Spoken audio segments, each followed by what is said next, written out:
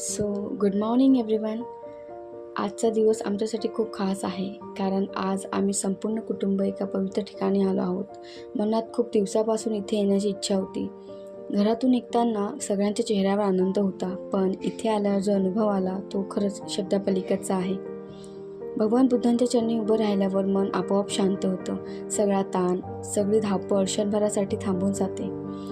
इथली शांतता काही वेगळीच आहे. करुणा, समता आणि सत्याचा संदेश इथे प्रत्येक क्षणी जाणवतो.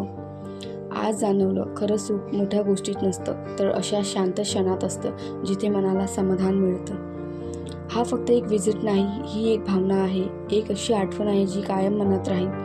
नमो बुद्धाय, जय Bhim.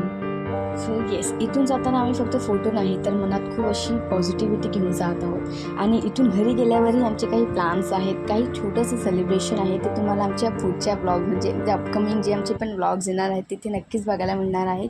So stay tune for that. So see you in the next blog. Bye, take care.